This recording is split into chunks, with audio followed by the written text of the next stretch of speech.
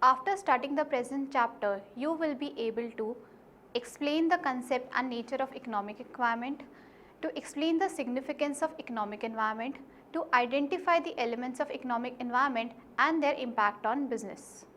Let us understand the meaning and nature of economic environment. Economic environment is a main component of external business environment. It can be explained as an aggregate of various economic factors such as inflation, interest rate, GDP, monetary and fiscal policies, etc. The economic environment factors affect the manufacturing and trade decisions of a business firm. The understanding of economic environment helps business managers to predict how trends and events in economy might affect the performance of their business. In the present chapter, we will discuss the factors which constitute economic environment and their impact on business. What is the significance of economic environment? The main objective of every business firm is profit maximization, which is supplemented by other objectives such as sales maximization, market leadership, cost reduction, etc. To achieve all these objectives, a business manager has to deal with economic environment at different levels of operation. Therefore, it becomes very important for managers to study the each and every element of economic environment and their impact on business very carefully. The main reasons for exploring economic environment are as follows: to provide inputs for planning and decision making, to understand market conditions in the economy, to keep business dynamic and innovative, to understand government policies and their impact on business, to understand international events and their impact on business, to identify opportunities and threats exist in economic environment. Let us now try to understand the elements of economic environment. As stated earlier, economic environment connotes external economic factors or forces that are beyond the control of a business and affect the functioning of a business. These factors mainly include economic policies, economic system, economic conditions, international economic environment. Now we shall study the significance of economic policies. All the business operations and activities are directly influenced by the economic policies of the government. These policies are changed from time to time in view of changing requirements of present economic scenario and political expediency. Broadly, economic policies include industrial policies, trade policies, monetary policies and fiscal policies. The next factor is the industrial policy. The industrial policy covers the rules, regulations, plans and procedures which direct and control the establishment, development, growth and management of industrial sector in the country. It also states the government policies towards labor, foreign investment, export, import and other related aspects of an industry. Generally, industrial policy defines the role of government in business, which determines the pattern of industrialization in the country. The industrial policies are announced by the government with the following objectives. First, to balance the growth and development of various sectors of the economy. Second, to bring desirable change in particular sector. Third, to divert the scarce resources towards the most desirable activities in accordance of national priorities. Fourth, to regulate the expansion of private sector in accordance with overall economic objectives. Fifth, to make the balance among public, private and joint sector of economy. Before 1991, Indian economy was characterized by dominance of public sector, restriction on foreign capital and technology, etc. On 24 July 1991, the Government of India announced new industrial policy which drastically changed the economic scenario of the country. Let us now see what were the features of Industrial Policy 1991. The main features of new industrial policy were: first, accept some specified industries, that is security and strategic concerns, social reasons, environmental issues, hazardous projects and articles of least consumption, industrial licensing would be abolished. Second, Foreign investment was allowed in 34 industries up to a limit of 51% equity under the automatic approval. Government will encourage foreign trading companies to assist Indian exporters in export activities. Fourth, with a view to injecting the desired level of technological dynamism in Indian industry, the government will provide automatic approval for technology agreements related to high priority industries. Fifth, relaxation of MRTP Act, that is Monopolies and Restrictive Practices Act, which has almost been rendered non-functional.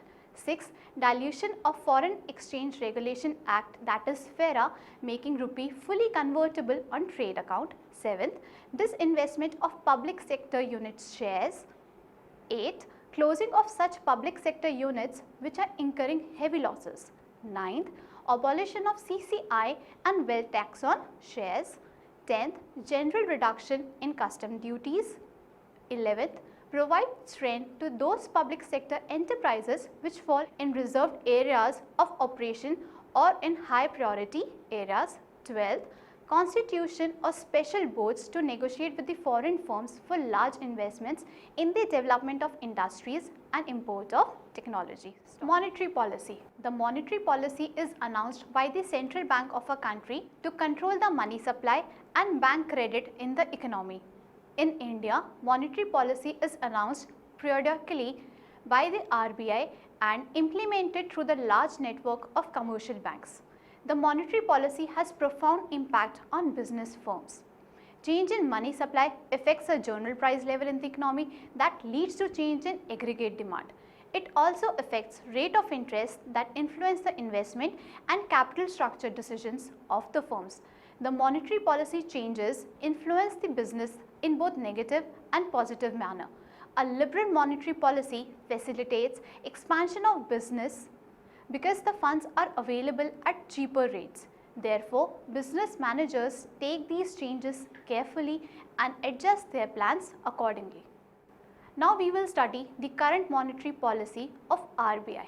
In February 2015, RBI has announced the 6th bi-monthly monetary policy. First, monetary and liquidating measures.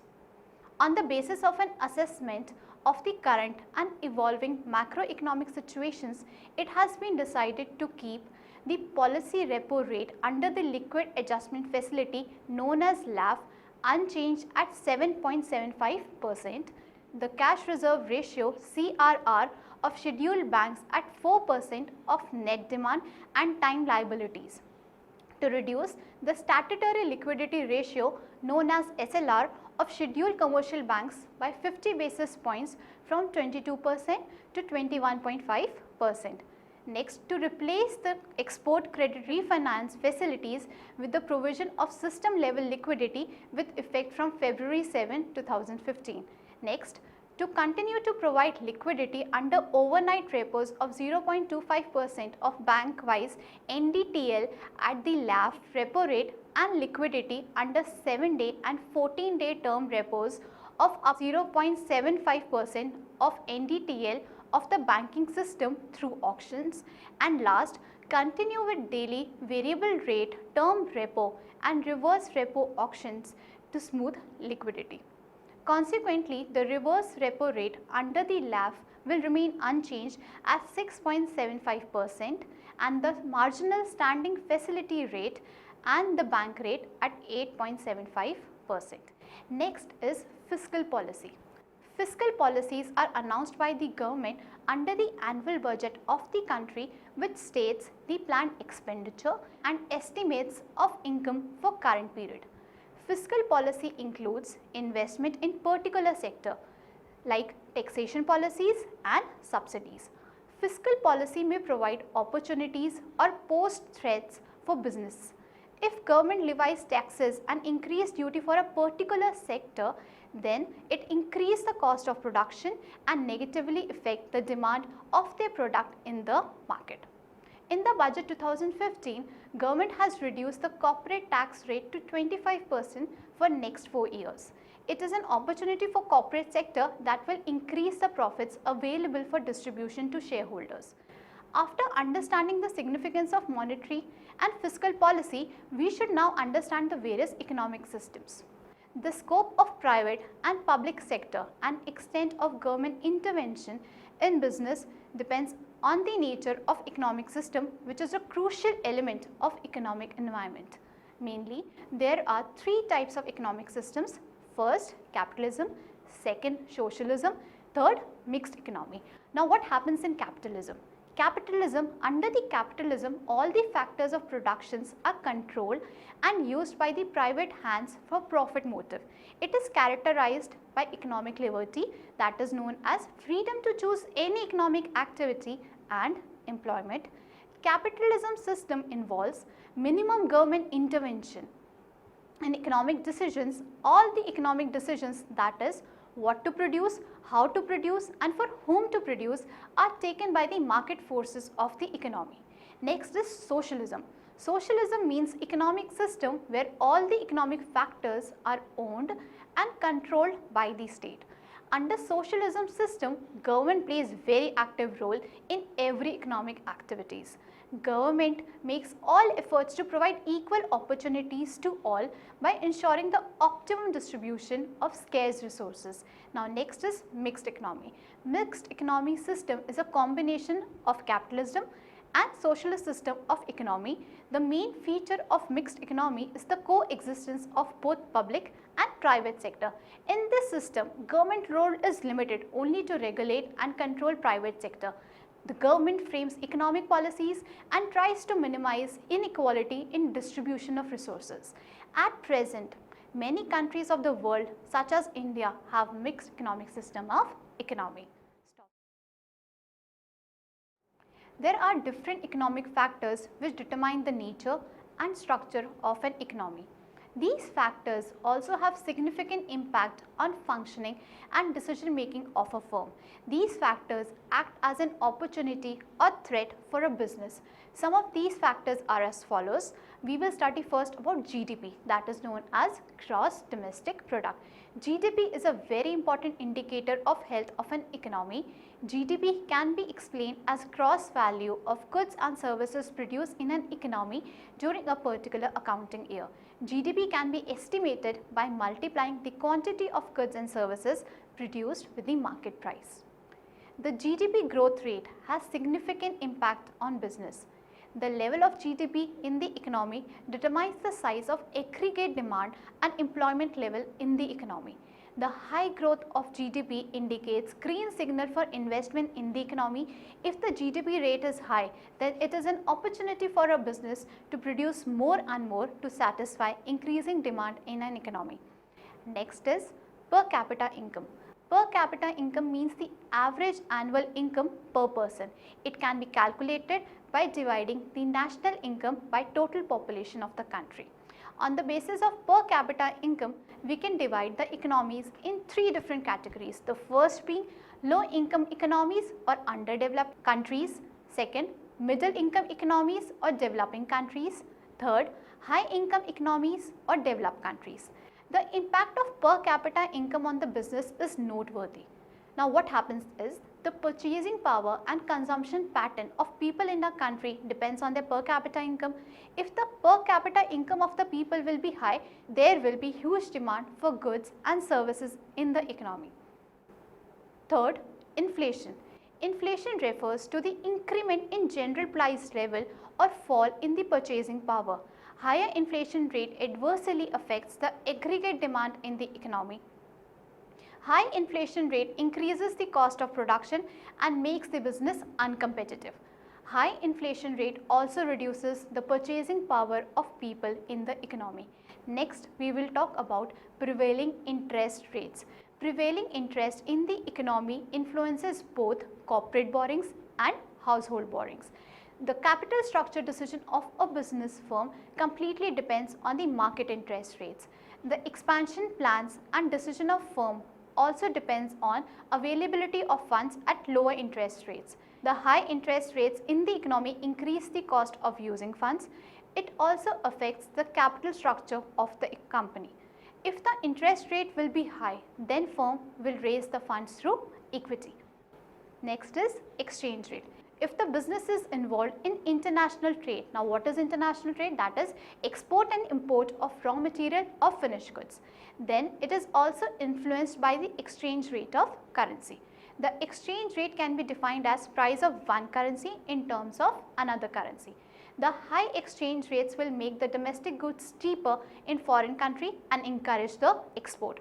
The exchange rate fluctuations also influence the price of raw material and machinery which are imported from foreign countries. Let us now see how the international economic environment is existing. With the increase in foreign trade, foreign investment and increase in scope of international organizations such as WTO, which is World Trade Organization, next is IMF, which is International Monetary Fund, next is SAARC and ASEAN. In the international economic environment has increased. If any organization is involved in international business, then it is not governed only by local economic environment but also by the international economic environment. There are different international organizations which issue various rules, regulations and guidelines for international trade. The firm engages in international trade has to follow the rules and regulations set up by these international organizations. Nowadays, various countries enter in regional trade agreements to facilitate foreign trade in the economy. These trade agreements are also effect trade between member countries of agreement. Now we will explore the relationship between business and economic environment. Business is an economic activity which is performed with the objective of maximizing profits. These activities involve transformation of inputs into outputs with the help of economic factors, land, labor and capital. It takes inputs such as capital, labor, material, etc. from the economy, converts these inputs into finished goods and return these goods to the economy in the form of goods and services, profits, etc. What is the effect of economic crisis on business? A bad economy affects both large and small businesses. Since it takes longer time for an economy to recover, businesses that were affected at the start of the downturn will likely face the negative effects of the bad economy for a longer period of time. The slow recovery time is also a problem, especially for the companies that have already affected by bad economic situation. As economic recession occurs, many businesses will have to make sacrifices and alter their business operations to survive. As the revenues and profits of businesses fall, some of these companies will lay off many of their employees or freeze their hiring process entirely. Because of the financial crisis, many businesses will cut costs by limiting research and development, ceasing purchase of new equipment and terminating new expansion plans. They will also reduce their marketing and advertising expenditure. All the cost cutting measures can definitely affect businesses both at large scale and small scale. Next, importance of small business sector for the economy. While small businesses may not generate as much money as large corporations, they are a critical component of and major contributor to the strength of local economies. Small businesses generate new employment opportunities and they serve as the base for large manufacturing sector of economies. Sometimes the small business sector works as a complementary unit for large scale industries. There are many ways by which small business help the overall economy. Some of them are: first, role in economic growth. Small businesses contribute to local economies by bringing growth and innovation. Small businesses also help stimulate economic growth by providing employment opportunities to people who may not be employable by large corporations. Small businesses also attract the new entrepreneurs and talent who invent new products. Larger businesses also get benefited by small businesses, as many large corporations depend on small businesses for the completion of various business functions through outsourcing. Second, adaptability to changing climate. Many small businesses also possess the ability to respond and adapt quickly to economic environment changes. This is due to the fact that small businesses are very customer oriented. Many local customers will remain loyal to their favorite small businesses during economic crisis. This loyalty means that small businesses can survive easily during tough times and further strengthen local economies. Small businesses also hold lesser market share than larger corporations, which means that they have less to lose during economic crisis. Moving further, let us discuss the importance of the Indian economic environment and world. When we discuss about Indian economic environment, we see a subcontinent endowed with a huge natural resources, 7th largest country in geographical area, 2nd largest in population and 2nd fastest growing economy in the world. It ranks 10th in GDP in nominal terms and 3rd in PPP, which is purchasing power parity. However, at the same point of time, Indian economic environment face huge problem of extreme poverty. More than 3 million people are below poverty line. High unemployment, high public debt, corruption, black money are locked in foreign banks. As we know, economic environment of any country is largely influenced by their economic system and central policy. Same is true in the case of India. In today's world, there is no pure form of capitalism and socialism. All economies are mixed economies, and so with India. Central economic planning in India is viewed as an instrument of social transformation and rapid economic development. Planning in India induces coordinated efforts for a steady and balanced growth in all sectors and all regions. For this, now we must first understand the impact of Indian economy on world economy. In recent time period, no one can neglect the role of Indian economy in global front. Firstly, focusing of Indian government on areas like strategic dialogue and reinforcing joint efforts to create a business climate conducive to increasing private sector in India's infrastructure needs. With increasing FDI, many MNCs are playing a leading role in bringing cutting edge technologies, equipment, capital, services and know-how to India. Secondly, India is sharing best practices and skills in manufacturing, training and education. It is also sharing its talent with global world. India is already a center of entrepreneurship with budding innovators, but we can expand practical programs like vocational training, community college and healthcare industry skills. Some 1 lakh Indian students are pursuing higher education degrees at American universities. Thirdly, creating a business climate that is open to global business and investment is key to unleashing India's economic potential. Attracting investment, technology and know-how is essential to growth and requires all of us to have world-class, transparent and clear regulations that encourage innovation by ensuring protection of intellectual property rights. Let us now ponder on a case study of the Eurozone crisis. Greece followed market economy after World War II. A crisis knocked at the doors of Greek economy in 2009.